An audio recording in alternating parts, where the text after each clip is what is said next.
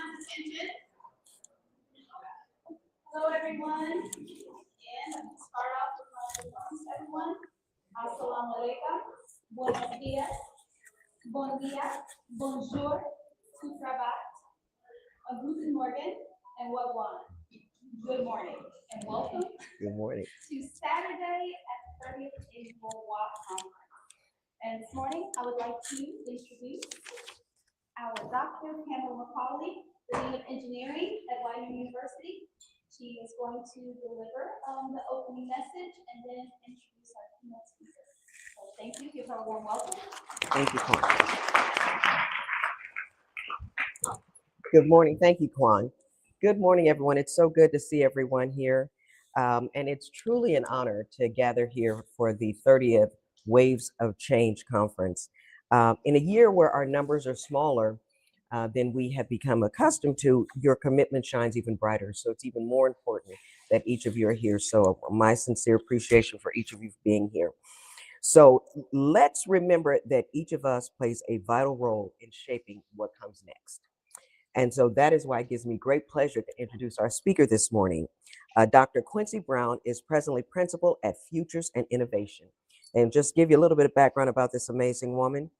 Quincy drives high impact programs at the intersection of education, workforce development, and technology with a focus on equity, diversity, and inclusion. Yes, we can still say that, okay? Across 2 presidencies, she has shaped national policy, aligning federal agencies, nonprofit, and industry partners to launch novel initiatives. She is a proven expert who leverages data-driven insights, strategic partnerships, and evidence-based research to shape national policy, scale innovation initiatives, and cultivate cross-sector collaborations. Dr. Brown is adept at guiding federal agencies, nonprofits, industry stakeholders, and others to address critical challenges in STEM education, workforce development, and inclusive technology adoption. She is passionate about advancing economic inclusion and sustainable growth through the responsible application of emerging technologies. Let's give a warm Waves of Change welcome to Dr. Quincy Brown.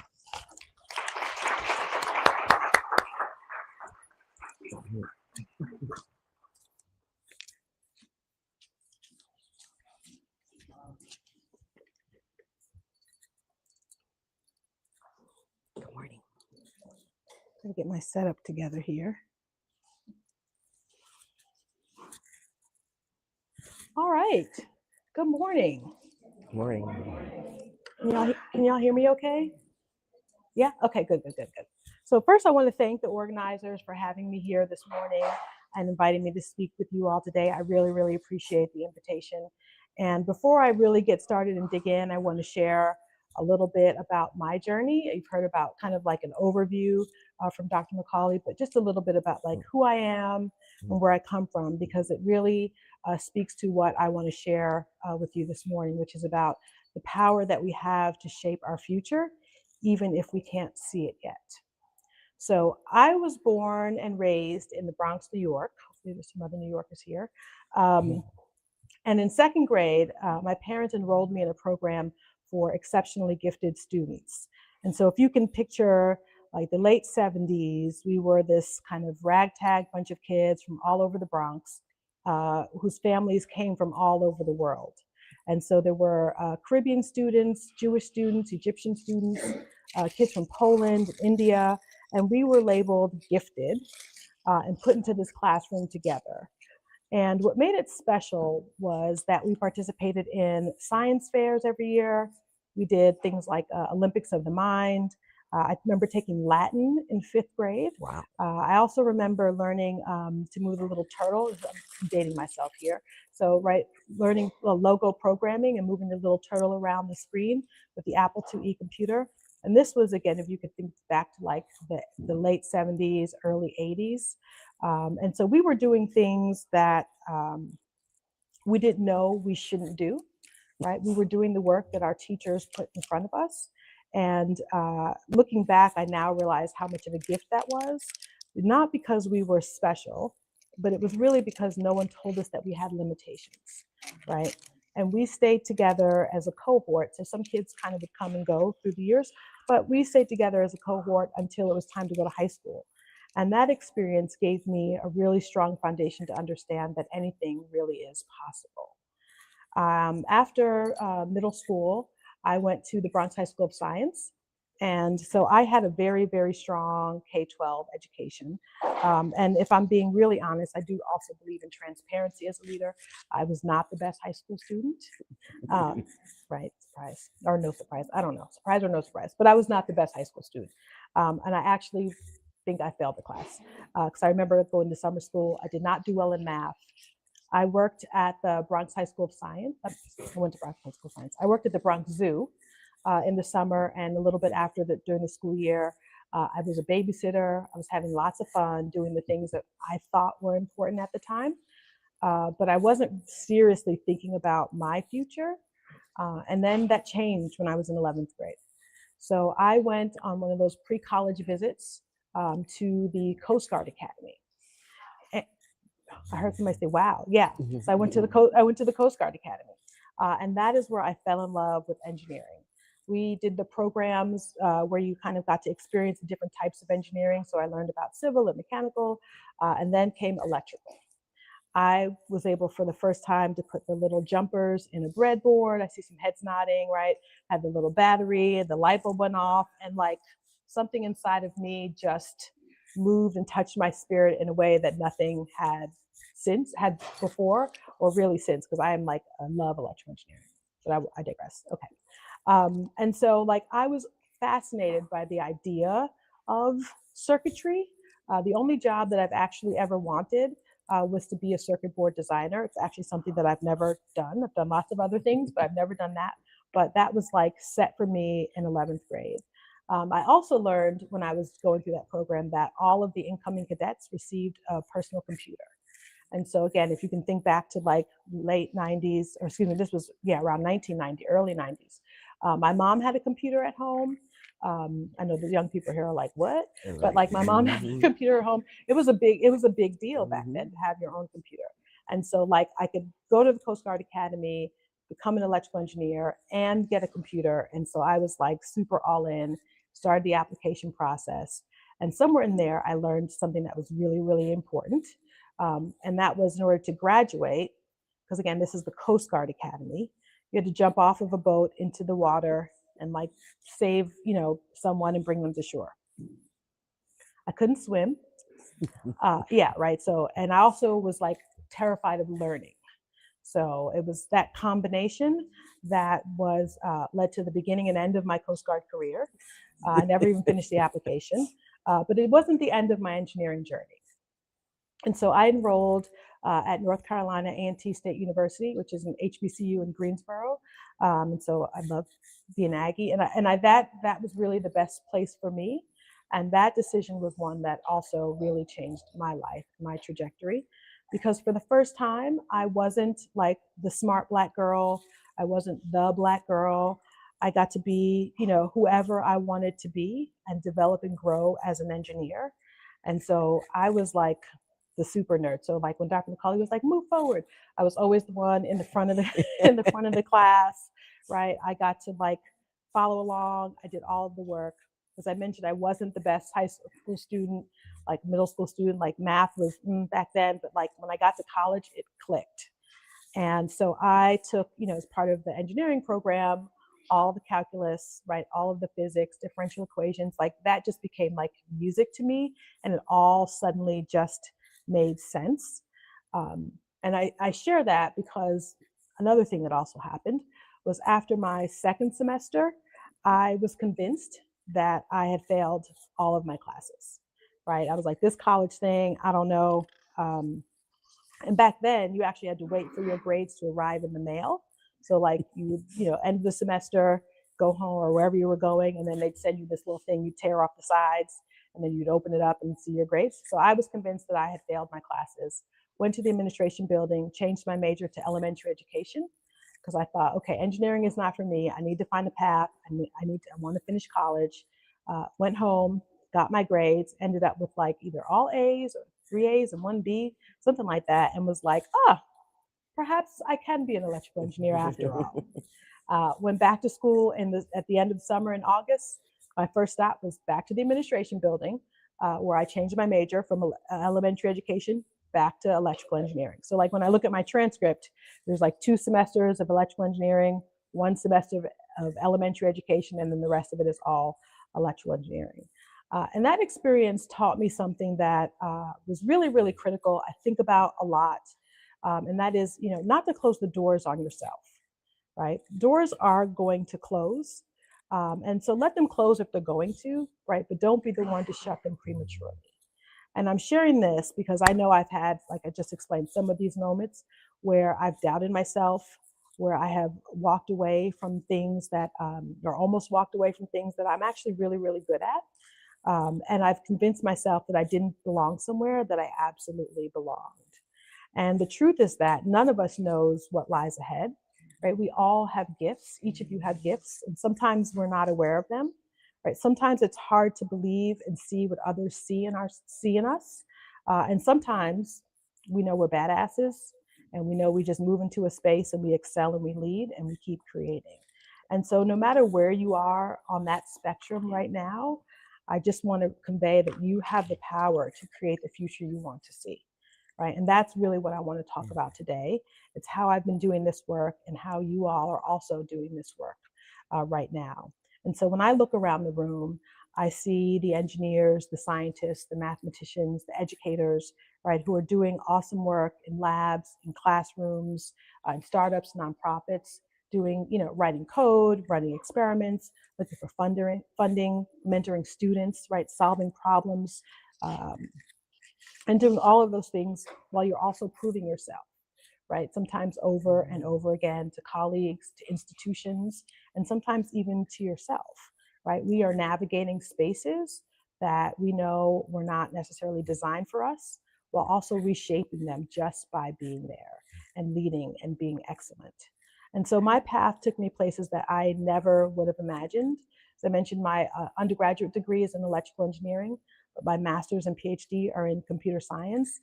And I've had the extraordinary privilege of serving in the White House, not just once, but twice. So working there in the Obama administration, and then also recently in the Biden-Harris administration, including being on the VP staff, right, Vice President Harris's staff.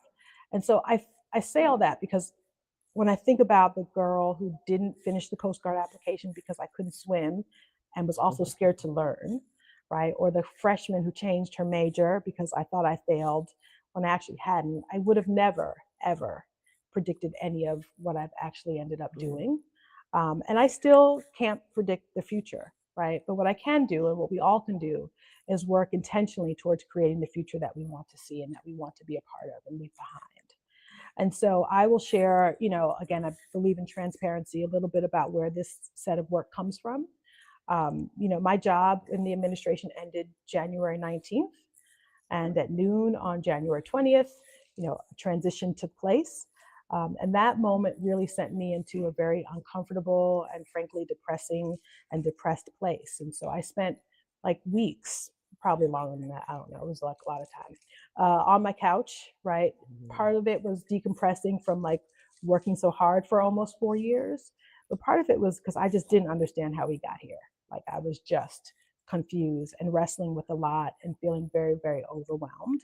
And so again, I won't speak for anyone else, but I imagine some of you might have felt similarly. And there are times even now where I still feel that way, several times a week or sometimes several times a day. It's just a lot. And I started asking myself, like, what can I do? Knowing that where I wasn't where I wanted to stay, right? And that there was a path out of this. I knew a lot of things and I knew that I could do a lot of things, but I wasn't sure, what I actually could do about that. And what I could do to move towards the future that I wanted to see. And then I realized that I needed to ask like an even more fundamental and basic question, which was like, what is the future that I want to see, right? I know I want to move towards the future I want to see, but like, what actually is that future? And so, as I mentioned, I'm an engineer's engineer. I love systems. And I started thinking about the science and technology as an ecosystem, right? And thinking about the fact that like things were falling apart. Where we were now is not where I wanted us to be in the future. And that the system itself was unhealthy. It was always imperfect. But really the focus was more about like where I wanted to go and then how to guide, I don't know, at that time, again, I was on my couch by myself, like how to guide myself, whomever, to get there. And I started organizing my thinking around three big questions. And the first is, what is the closest to a shared North Star for the science and technology ecosystem, right? And this isn't like the idea of like one specific rigid vision, but it's really a direction that we can broadly agree on, right, and move together towards. The second question is around the mechanisms and levers that can unite stakeholders towards that North Star. So what are the activities, the actions that will move us in the same direction or towards the same direction? And then the third was like, how do we translate all of that thinking and understanding into an actual roadmap? So like thinking through the specific policies and strategies that can move us forward together. And so I started doing this work while I was a senior fellow at the Federation of American Scientists. And I thought, I was really excited about the opportunity to share this with you all this morning because you all are really vital parts of the ecosystem. And so I will next talk about like how I think about the ecosystem, because I've asked a lot of people, well, what is the S&T ecosystem? And some people are like, they have answers, and other people are like, I don't know. But like, you know what it is, but you don't know what it is. And so the way that I've started to think about this as like, if you think about concentric circles, right? So there's like layers of circles where the outermost layer is the natural environment, right? It is the air that we breathe, it's the climate, it's the weather, and everything exists within this. The next layer in is what I refer to as the built environment, right? It's like the buildings, right? It's the infrastructure, it's the labs, the facilities, the things that people have constructed. And within that is a layer that's focused on the methods. It's the how we get things done. So these are the processes, the tools, the techniques. This includes what people talk about a lot nowadays, AI, automation, but it's also much broader than that. And then comes the like what we actually do. So like getting a little closer to the center is what we actually do. So this is the science and the technology, right? The engineering, the research, the innovations, and the breakthroughs that we are all striving for.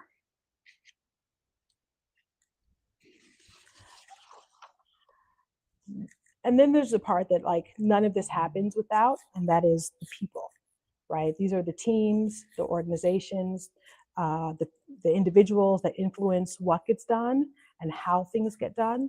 And at the very, very center of this is motivation. It's why we are actually doing any of it, right? Like, what is the purpose? So this is my existential crisis back in January. I was like, why are we here? What are we doing this for, right? Is this about national security? Some would argue yes, right? Some people think it's about economic growth, others about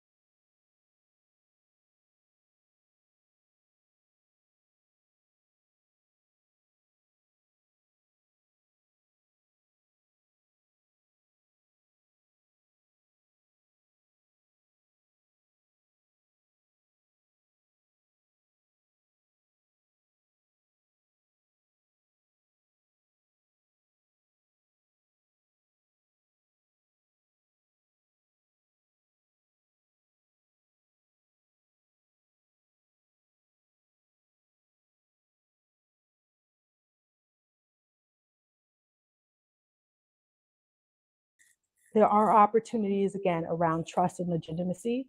There's been a chilling effect on the ecosystem, right? Trust has been eroded, and in some cases, in some communities, it never really existed. And so how do we build or rebuild that trust?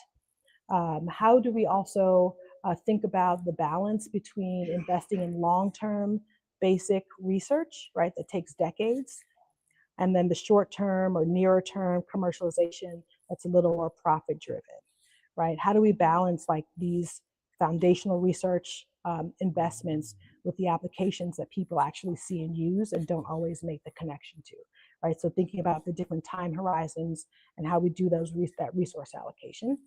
And then I would be remiss if I didn't talk about participation and access, right? So like, again, who gets to do science?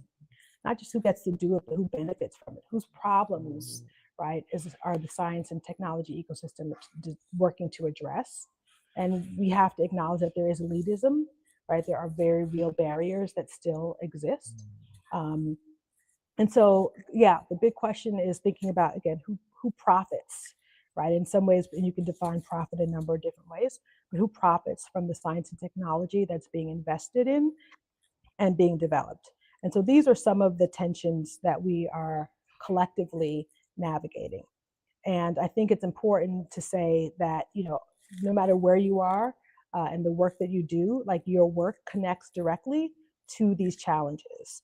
And that means, I think, which is the exciting part, and for me, very empowering, that you have a real power and opportunity to shape the future from wherever you are right now, right? So if you work in communications or education or do work in tech transfer, right, you're directly involved in the knowledge translation challenges, right? If you are working in commercialization or R&D infrastructure or facilities, even workforce development, right, you're in the middle of some resource allocation decisions and conversations, right? If you work in open science or you are concerned and watch the brain drain coming out of higher ed, you think about AI and automation, you are working in issues related to trust and legitimacy.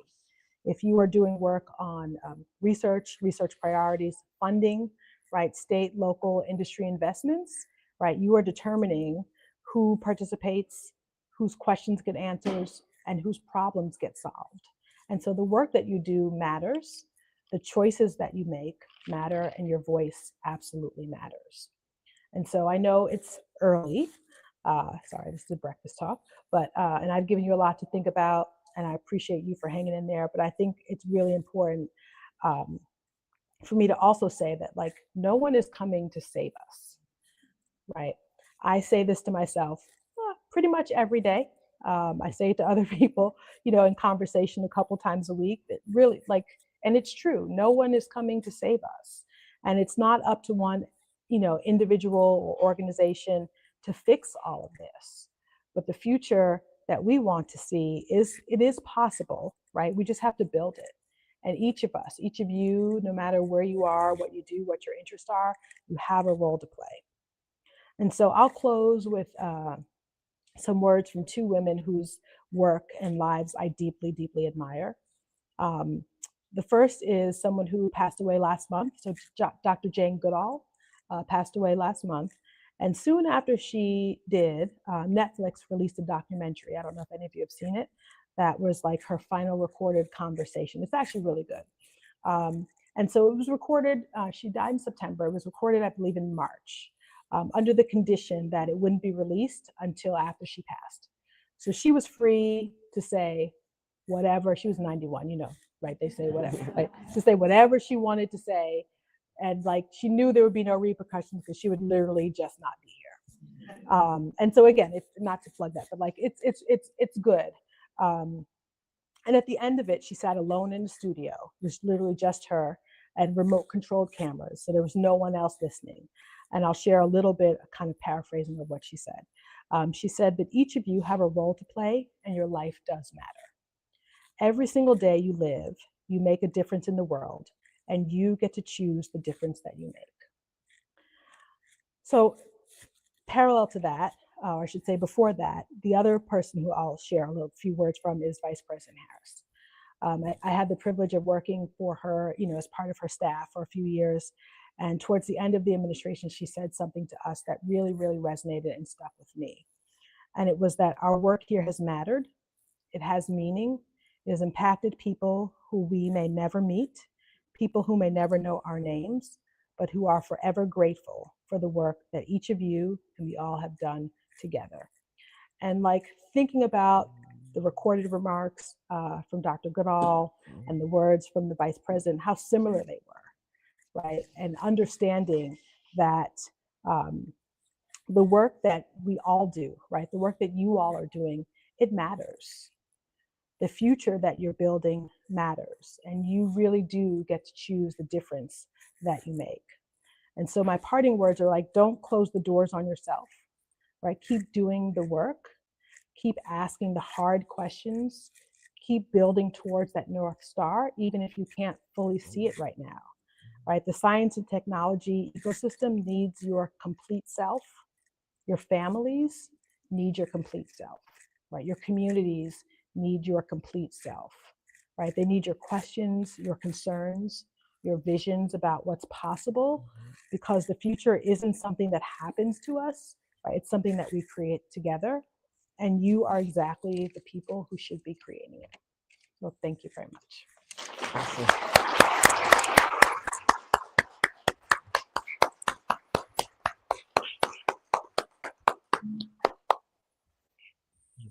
Thank you, Dr. Okay, thank you. I just had knee surgery, so I'm a little shaky going downstairs. Thank you. Thank you so much, Dr. Brown, for those encouraging and inspiring words. And let me tell you, you weren't the only one on the couch in January. So it was so good to hear it, put it in context like that. And we do matter. So much of what we do really, really does matter. So I appreciate that. I like the vision, the 2050 vision as well. So with that, I am going to turn it backwards to Kwan. Oh, she's not here. Okay, so well, thank you all so much for joining us for breakfast this morning, and we will take a look at your the QR code to see the schedule for today, and I hope to see the rest of you throughout the day. So thank you again for joining us this morning. Hey. Oh, no. Okay, you're good.